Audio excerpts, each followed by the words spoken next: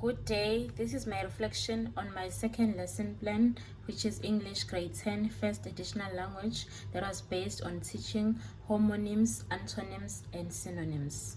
For specific aims, the specific aims for this lesson was to support learners in applying newly learned vocabulary in their own sentences and oral responses, and also to help learners understand the meaning and functions of antonyms, synonyms, and homonyms within the context and the text.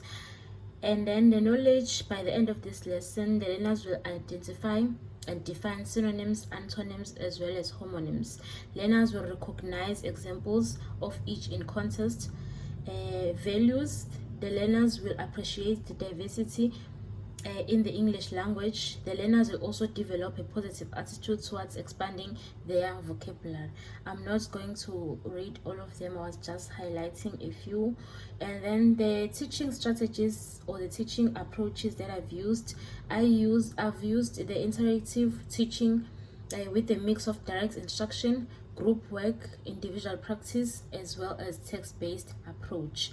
Resources: I've used worksheets for their practice, a chalkboard, as well as a YouTube video during the introduction of the lesson. So I began a lesson with a brief discussion on the importance of vocabulary. After a brief discussion, I then played a YouTube video. I've attached the link on my lesson plan. So one thing that I've learned so far about them is that they really enjoy the lesson if there is something that is a visual aid that you use to teach them. They understand better when there is a visual aid. So this visual aid, which is a YouTube video, helped me a lot because it was able to grab their attention.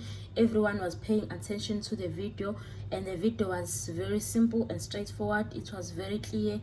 Most of them understood the video, but there were some of them who were still struggling a bit. So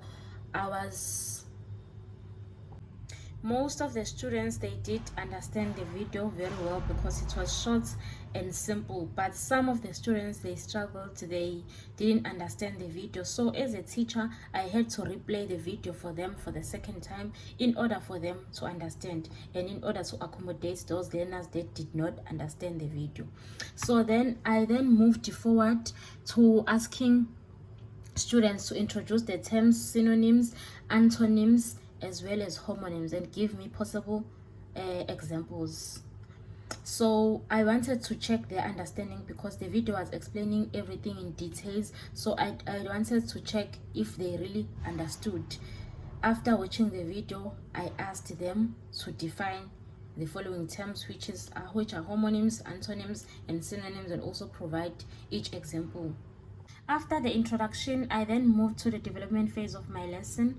I distributed the papers to each and every learner, which had a small text, a short text, which was 1 paragraph in length. So in this test, there were words that were written in bold and the words that were underlined. So I requested learners to find the synonyms of the words that were underlined and those that were in bold, also find the homonyms of those words, and also find the antonyms of those words, as well as their meaning. So this activity went very well. It also helped me as a teacher to see if the learners, they really understand. They also able to differentiate between antonyms, homonyms, and synonyms. So the activity went very well. The learners were participating very well. I then moved to step 2 of my development phase. So in this step, I decided to group the learners into small groups of 5.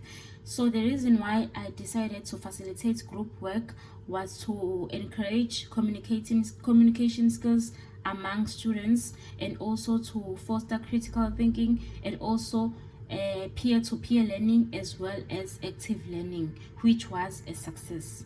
So in this stage, each and every group had flashcards, because I've created flashcards.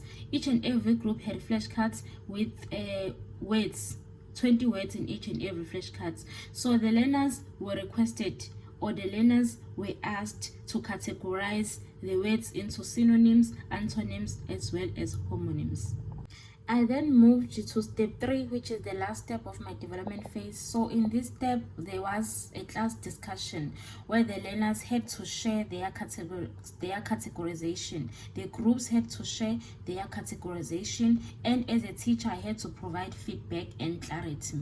So group work went very well. The students were participating. It was a success, even though it caused some chaos because my class had a lot of learners, so there was chaos because there were so many groups and I couldn't group them into groups of 10. Instead, I grouped them into groups of 5. But in the future, I've learned that I need to group the students maybe in groups of 8, not 5, because if it's 5, there was a lot of chaos because there were so many groups in class. To conclude, or to sum up my lesson, I then decided to give the learners individual work. I distributed the worksheets where the learners were required to work individually. So the aim of doing this was to see which learners were still struggling with the content, which learners and which learners have mastered the content already. Because if the students, they work in groups, you cannot see which ones are still struggling and which ones have mastered the content because they provide the answers as a group.